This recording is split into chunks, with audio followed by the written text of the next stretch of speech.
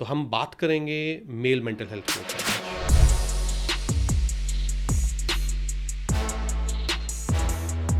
बचपन से हम लोगों को इस टाइप से डेवलप किया गया है कि हम लोग बहुत स्ट्रॉन्ग हैं। हम लोगों को रोना नहीं चाहिए। हम लोग को फाइट्स नहीं करनी चाहिए। बेसिकली हमें स्पेशली फीमेल से सीखना चाहिए कि अगर हमें एक्सप्रेस करना है अपने आप को तो हम रो सकते हैं जैसे फीमेल रो सकती है। बहुत नॉर्मल है।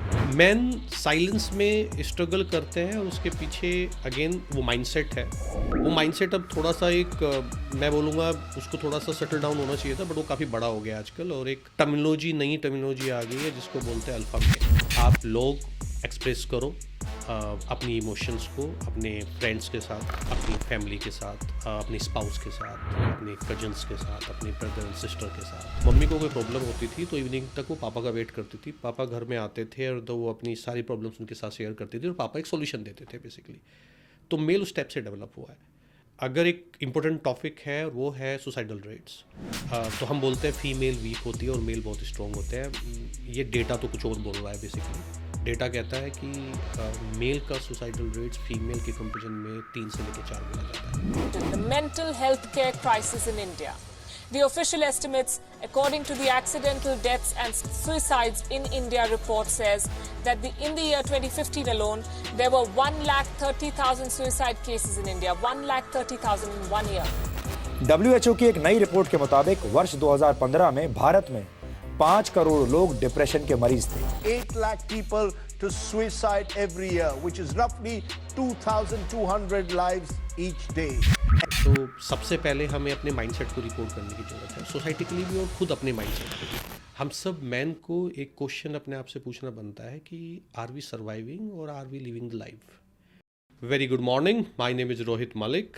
आज हम जून मंथ के एंड में बैठे हुए हैं। जून मंथ डेडिकेटेड है मेल मेंटल हेल्थ को and pride month as well, जो कि LGBTQ कम्युनिटी को डेडिकेटेड है। तो हम बात करेंगे मेल मेंटल हेल्थ के ऊपर आज, जिसको काफ़ी इग्नोर किया गया है, specially if you will talk from the perspective of Indian community. तो रीजंस क्या है जिसकी वजह से ये बहुत ज़्यादा इग्नोरेंस में है और इसके पीछे रेस्पॉन्सिबिलिटी किसकी बनती है। तो दोनों साइड अगर मैं रिस्पॉन्सिबल बोलूँगा तो सोसाइटी का भी एक बहुत बड़ा हाथ है और एट द सेम टाइम हम मेंस का भी बहुत बड़ा हाथ है। अगर हम 3 कम्युनिटीज़ को देखें, अगर हम पूरी सोसाइटी को 3 कम्युनिटीज़ के अंदर डिवाइड करें, मेल, फीमेल एंड LGBTQ, तो बाकी दोनों कम्युनिटी फीमेल एंड LGBTQ वो काफ़ी एक्सप्रेसिव होती है जब भी कभी इमोशंस को एक्सप्रेस करने का नंबर आता है। और जब हम मेल की बात करते हैं तो उनका जो एक्सप्रेस वे है बेसिकली वो एक्चुअल में आई वुड से 0 है कम्प्लीटली। बचपन से हम लोगों को इस टाइप से डेवलप किया गया है कि हम लोग बहुत स्ट्रॉन्ग है। हम लोगों को रोना नहीं चाहिए। हम लोग को फाइट्स नहीं करनी चाहिए basically. And when I am talking about the fights one, तो उसकी बात हो रही होती है बेसिकली कि अपनी सारी की सारी इमोशंस को अपने अंदर रखने के बारे में। यही एक रीजन है कि हम अनहेल्दी वेज डेवलप कर लेते हैं कोपिंग मैकेनिज्म के तौर पे। तो अगर मुझे कोई मेंटल हेल्थ इशू है तो मेरा जो एक्सप्रेशन होगा वो बिल्कुल 0 होगा एंड उसको मैं एक्सप्रेस करूँगा अनहेल्दी वे में, और जो जाएगा बेसिकली बहुत तेज कार चलाना, कुछ हार्मफुल वेज यूज कर लेना, ड्रग्स, अल्कोहल, और ये सारी की सारी चीज़ें, स्पेशली ड्रग्स एंड अल्कोहल, जब हम सब्सटेंस अब्यूज़ की तरफ जाते हैं तो ये हमारी प्रॉब्लम्स को मल्टीफोल्ड कर देते हैं, कम से कम 10 से लेके 12 गुना बढ़ा देते हैं। हमें स्पेशली फीमेल से सीखना चाहिए कि अगर हमें एक्सप्रेस करना है अपने आप को तो हम रो सकते हैं जैसे फीमेल रो सकती है। बहुत नॉर्मल है। हम फाइट भी कर सकते हैं, दैट्स ओके। आप अपनी फैमिली मेम्बर के, it's not only about the spouse, brother, sister, cousins, family, आपको जो वर्बल उनको अपने आप को एक्सप्रेस करना है, डू दैट। आई थिंक वो एक हेल्दी वे है अपनी इमोशंस को एक्सप्रेस करने का और अपने आप को बचाने का इन अनहेल्दी वेज से, जिसमें स्पेशली ड्रग्स और अल्कोहल कंज्यूम उसके अंदर आता है। मैन साइलेंस में स्ट्रगल करते हैं और उसके पीछे अगेन वो माइंडसेट है। वो माइंडसेट अब थोड़ा सा मैं बोलूँगा उसको थोड़ा सा सेटल डाउन होना चाहिए था, बट वो काफ़ी बड़ा हो गया आजकल और एक नई टर्मिनोलॉजी आ गई है जिसको बोलते हैं अल्फ़ा मेल। मेरे को थोड़ी हंसी आती है इस वर्ड के ऊपर, अल्फ़ा मेल। पहले तो मेल को सिर्फ यही बताया जाता था कि तू स्ट्रॉन्ग है, तू रो नहीं सकता। आजकल इस टर्म के थ्रू वो ये बताने की कोशिश करते हैं कि तू तो कोई गॉड है बेसिकली और तू पता नहीं क्या कर सकता है, पूरी दुनिया को बदल सकता है, किसी की सुनेगा नहीं, अपनी मन की करेगा, आई मी एंड माई सेल्फ में रहेगा। फनीस्ट थिंग है एक्चुअल में। इसको अगर इस टर्म को थोड़ा पीछे फेंके तो हम ज़्यादा बेटर रहेगा। ये अल्फ़ा के चक्कर में पड़ने की आप लोग को ज़रूरत नहीं है। आप लोग एक्सप्रेस करो अपनी इमोशंस को अपने फ्रेंड्स के साथ, अपनी फैमिली के साथ, अपनी स्पाउस के साथ, अपने कजन्स के साथ, अपनी ब्रदर एंड सिस्टर के साथ, और रोने में रियल में मैं बार बार इस वर्ड को रिपीट कर रहा हूँ, बट रोना एक हेल्दी थिंग है बेसिकली। और आई थिंक जितने आप इमोशनल हो उतने आप स्ट्रोंग हो। मुझे लगता है कि वो लोग जो बिल्कुल इमोशनल नहीं होते वो बहुत वीक होते हैं अंदर से, ऊपर से अपने आप को एक हीरोइज्म दिखाने की कोशिश ज़रूर करते हैं, बट आई वुड से बहुत फट्टू होते हैं एक्चुअल में। तो उस साइड जाने की ज़रूरत नहीं है। As much as you can express yourself, do it. This is good for your mental health. Man struggles in silence, और उसके तीन बहुत बड़े रीजन हैं। पहले मैं again the society is the first reason, क्योंकि उसने आपको इतनी बार बताया ये कि आप अपने आप को एक्सप्रेस नहीं कर सकते, आप रो नहीं सकते, कि वो आपके माइंड में कहीं ना कहीं सेट हो गया है। सेकंड वन आपका फैमिली कल्चर एज वेल, क्योंकि मैं सोसाइटी और although family is also the part of society, but मैं उसको एक अलग वे में डिफ्रेंशिएट कर रहा हूँ, बिकॉज वो डेफिनेटली अलग है और सबको समझ में आता है कि वो अलग है उससे। जहाँ आपको आपकी रोने को आपकी वीकनेस बताया गया है बेसिकली। एंड थर्ड सबसे बड़ा जो इम्पोर्टेंट रोल है वो खुद हम का भी है, क्योंकि हमारे अंदर भी ये डेवलप हो चुका है कि अगर मैं रोना स्टार्ट कर दूंगा या मैं अपनी हमारी जो जितनी भी इमोशंस है उसको एक्सप्रेस कर दूंगा बहुत ज़्यादा, तो मैं एक वीक बंदे के तौर पे अपने सोसाइटी के अंदर प्रेजेंट करूँगा अपने आप को। तो that's the reason man silence में सबके लिए सबसे ज़्यादा इम्पोर्टेंट है आप अपने आसपास के males, they can be your friend, they can be your brothers, they can be your husband, they can be your son as well. आप उनके स्ट्रगल्स को कैसे आइडेंटिफाई करो। और मैन वो बहुत सारे सिम्टम दिखाता है, ऐसा नहीं है कि वो दिखते नहीं है, वो भले जान अपने आप ना दिखाना चाहता हो, बट उसकी बिहेवियर में वो चीज़ दिखाई देने स्टार्ट हो जाती है।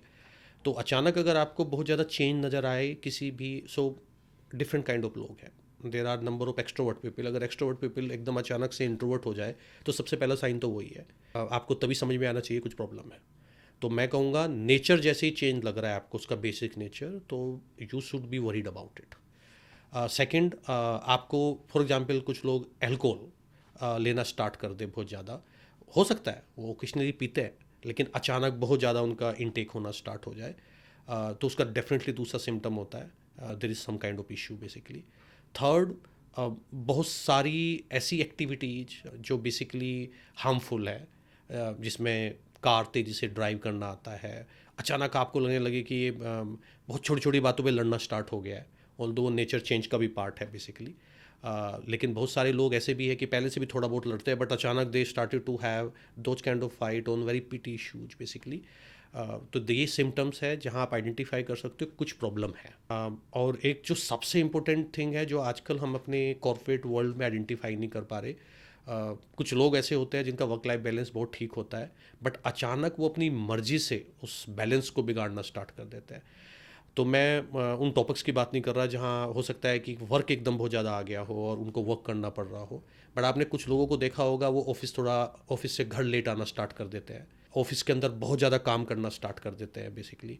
उतना ज़रूरत है नहीं, उतनी ज़्यादा अर्जेंसी है नहीं काम की, लेकिन उसके बावजूद भी उनको अगर काम मंडे को ख़त्म करना है, बट उनको होता है let's complete this on Thursday.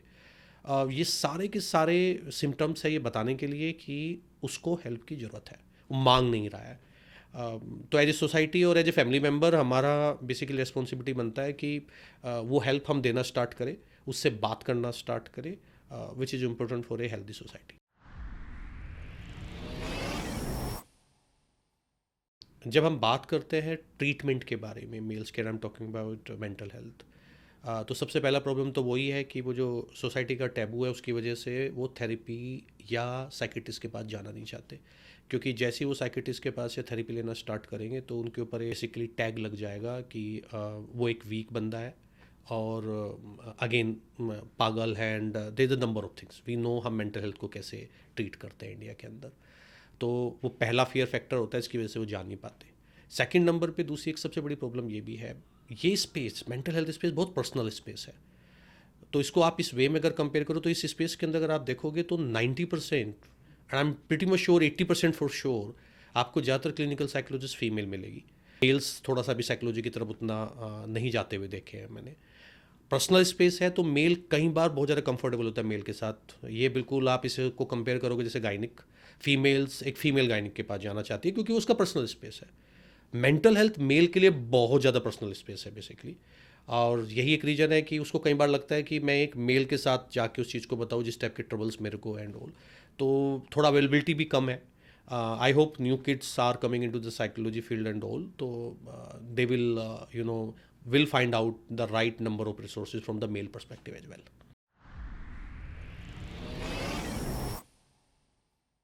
अगर हम बात करते हैं प्रॉब्लम सॉल्विंग को लेके, तो एक मेल ने अपने घर में ये देखा है बेसिकली, और हमारी पहली जनरेशन की बात करें कि जब मम्मी को कोई प्रॉब्लम होती थी तो इवनिंग तक वो पापा का वेट करती थी। पापा घर में आते थे और तो वो अपनी सारी प्रॉब्लम्स उनके साथ शेयर करती थी और पापा एक सॉल्यूशन देते थे बेसिकली। तो मेल उस स्टेप से डेवलप हुआ है। जब हम वीमेन एम्पावरमेंट की बात करते हैं तो मेल का इस आदतों की वजह से कुछ नेगेटिविटी भी रही है जो इम्पैक्ट किया है उसने फीमेल को, बट एक्चुअल में इसका एक पार्ट ऐसा भी है जहां उसने खुद मेल को भी बहुत ज़्यादा इम्पैक्ट किया है। तो उसको लगता है कि मैं फुल प्रॉब्लम सॉल्वर हूँ और मैं एक्चुअली किसी और के पास प्रॉब्लम लेके जा नहीं सकता। फीमेल बहुत ईजिली अपनी प्रॉब्लम्स को लेके जाती भी है, और अगर आप देखोगे भी अगर फीमेल अपनी फीमेल फ्रेंड के पास जाती है तो उसकी बात सुनेगी, भले वो सोल्यूशन ना दे, सी विल हियर आउट। बट अगर एक मेल फ्रेंड के पास जाएगा तो उसका जो रवैया होता है वो स्टेप से होता है कि अरे चल क्या बकवास कर रहा है, चल अभी 2 बियर पीते हैं और सब कुछ ठीक हो जाएगा। तो कई बार वो 2 बियर एक्चुअली इसकी प्रॉब्लम को 10 गुना बढ़ा देती है। That's again the different topic. But the thing is this, अगर मैं मेल पर्सपेक्टिव से देखूँ तो वो जो हमें हर प्रॉब्लम का सोल्यूशन देना है वो उसने एक्चुअल में अपनी फैमिली से लिया है, एंड उसने अपने फादर को और ग्रैंडफादर को देख के लिया है, और ये चीज़ एक्चुअल में उसकी प्रॉब्लम को बढ़ा रही है।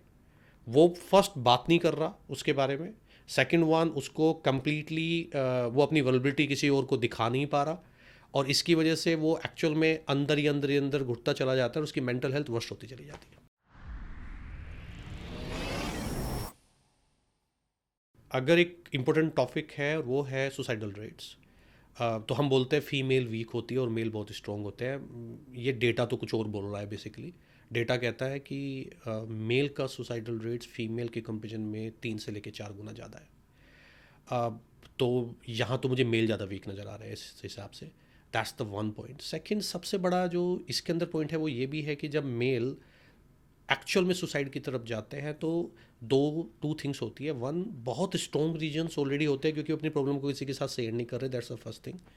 सेकंड ये होती है कि जो उनके तरीके होते हैं वो इतने साउंड होते हैं कि अगर वो सुसाइड के लिए गया है तो 80 to 90% चांस है वो करेगा ही, और उसके तरीके ऐसे है कि वो उससे बचेगा नहीं।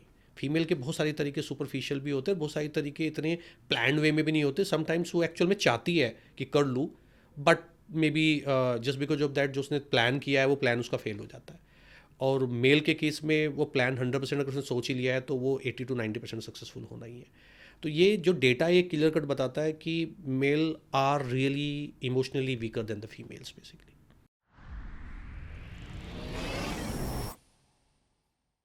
हम लोगों को बात करनी पड़ेगी इस बारे में जिससे हम ये सारी की सारी चीज़ों को अवॉइड कर सके टू ग्रेटर एक्सटेंट।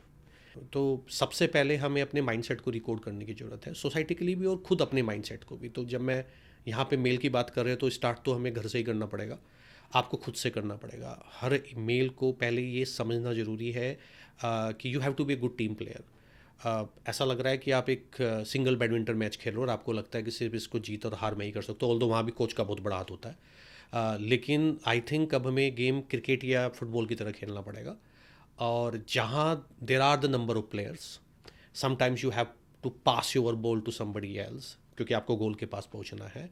वो वहाँ पे आपको सॉल्यूशन दे रहा है गोल के पास पहुँचाने के लिए, और ये प्लेयर एक्चुअल में आपकी सिस्टर भी हो सकती है, ये प्लेयर आपकी स्पाउस भी हो सकती है, ये प्लेयर आपकी मदर भी हो सकती है, ये प्लेयर आपका ब्रदर भी हो सकता है, एनीबडी एल्स बेसिकली, इवन आपके कुलीग हो सकते हैं ऑफिस के अंदर। आपको अगर लाइफ को एक टीम गेम की तरह करना है तो वो टीम की ज़रूरत है। अकेले आप हारने वाले हो, आप कितनी अच्छी, अगर रोनाल्डो को ये लगता है कि वो फुटबॉल अकेला जिता सकता है, पॉसिबल नहीं है। सचिन तेंदुलकर इंडिया के लिए इतने मैच जीत ही नहीं सकता single. He can be a good player but he need the support of others as well. So life is not a individual game. Actually this is a team game. Second responsibility अब बनती है society की, जिसमें mail भी आते हैं, female भी आते हैं, LGBTQ कम्युनिटी गाइज भी आते हैं। So the thing is this, यहाँ पे हम लोगों को एज ए सोसाइटी एक ऐसा एनवायरनमेंट डेवलप करना पड़ेगा जो बेसिकली राइट प्लेग्राउंड हो सबके लिए। तो आप अगर उसे बचपन से ये बता रहे हो कि आप वनरेबल हो, और उसको एक बहुत ओपनली हम एक्सेप्ट कर रहे हैं कि इमोशनल होना इज ए गुड थिंग। जैसे मैंने पहले भी बोला, एक इमोशनल आदमी ज़्यादा स्ट्रॉन्ग होता है rather than that fake guy जो अपने आप को बहुत स्ट्रॉन्ग दिखाने की कोशिश कर रहा है, अंदर से डरा हुआ बैठा है। इससे कहीं ज़्यादा बेटर है आप एक्सप्रेसिव हो। That's the first thing. Second, जब आपका बच्चा ग्रो कर रहा हो तो बेसिकली आई थिंक उसके इमोशनल पोर्शन पे भी हमें बहुत ज़्यादा काम करने की ज़रूरत है। हम बेसिकली बहुत सारी स्टोरीज पहले, जैसे हम लोग जब डेवलप हुए तो कुछ अच्छी चीज़ें कहाँ से निकल के आई, वो निकल के आई हमारी स्टडीज़ के अंदर एक सब्जेक्ट हुआ करता था नैतिक शिक्षा एक्चुअली। जब उन स्टोरीज़ को पढ़ते थे तो ऑलवेज ये लगता था कि अच्छा आदमी बाद में जीतता है, लास्ट में इवेंचुअली पूरी स्टोरी के अंदर a honest and a good people will win the battle actually. तो वहाँ से लगा यार ठीक है, अच्छा बनना इज मोर बेटर। धीरे धीरे धीरे करके हम लोगों ने इस वर्ल्ड में देखना स्टार्ट किया कि यार कुछ बुरे आदमी भी एक अलग डायरेक्शन में जा रहे हैं, तभी अल्फा अल्फा मेल वाला कॉन्सेप्ट भी निकल के आया। बहुत फेक कॉन्सेप्ट है, इसको एक तरफ रखते हैं। द इम्पोर्टेंट पॉइंट है कि हमें एक्चुअल में वो जो जिस नैतिक शिक्षा की मैं बात कर रहा हूँ, जो basically maybe there is a lot of books and all जो हमें रीड आउट करनी चाहिए, बट एक्चुअली वो हम अपने घर पे स्टार्ट कर सकते हैं उस चीज़ को बताना, जिससे कि हर मेल आपके घर का, आपका बेटा, आपका भाई बेसिकली स्टार्ट कर सके अपने आप को एक्सप्रेस करना। वो एक सेफ एनवायरनमेंट फील कर सके जहाँ उसको जज नहीं किया जाएगा उसके रोने के ऊपर, उसके इमोशनली एक्सप्रेसिव होने के ऊपर। और जब हम ये सेफ एनवायरनमेंट प्रोवाइड कर देंगे तो I am pretty much sure ये जो इतनी सारी हम लोग सुसाइड एंड ऑल देख रहे हैं, that will not happen.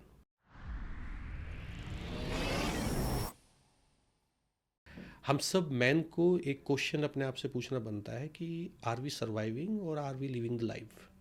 So right now most of the man को हम देखोगे तो वे सर्वाइव कर रहे हैं, वो ज़िंदगी जी नहीं रहे हैं। आजकल कोई गारंटी भी नहीं है कल की। आई एम टेलिंग यू, आप कितने भी हेल्दी हो, आप आज के टाइम में you are hearing this out कि इवेंचुअली किसी भी दिन एक रेसर जो 5-5 हज़ार मीटर की रेस मारता हो और वो अचानक उसको कार्डियक अरेस्ट आ गया। तो मुझे लगता है कि ये जो सर्वाइवल मोड है इसको हटाते हैं, लाइफ को जीना स्टार्ट करते हैं। और लाइफ तभी जी जा सकती है जब हम बहुत ज़्यादा एक्सप्रेसिव हो। तो कुछ कभी कभी सेल्फिश होना is a good thing, so let be little selfish sometimes. I am not saying कि हर टाइम सेल्फिश होना is a good thing, that is a bad thing, but कभी कभी सेल्फिश होना इज अ गुड थिंग। अपने लिए time निकालो, जो अच्छा लगता हो डू इट। बेसिकली आपको बाहर अकेले घूमने जाना है या फ्रेंड्स लोगों के साथ घूमने जाना है, you want to spend a time in a right way basically, तो डू इट बेसिकली। सेकंड, आपको एक्सप्रेसिव होना हद से ज़्यादा इम्पोर्टेंट है आपके लिए। कोई प्रॉब्लम नहीं है, बल्कि रोने से 2-3 चीज़ें हो जाती है। एक तो आइज़ क्लीन हो जाती है काफ़ी, मैन की आइज़ इसलिए चश्मे लग रहे हैं तुम लोगों को बेसिकली। और सेकंड नंबर पे दूसरा सबसे बड़ा इम्पोर्टेंट पॉइंट है कि हमारी जो इमोशंस है वो एक्सप्रेस हो जाती है और कोई ना कोई सोल्यूशन निकल के आ जाता है। जैसे मैं बार बार कह रहा हूँ, हमें सोल्यूशन एज ए टीम निकालना पड़ेगा, इंडिविजुअल गेम खेलना आप।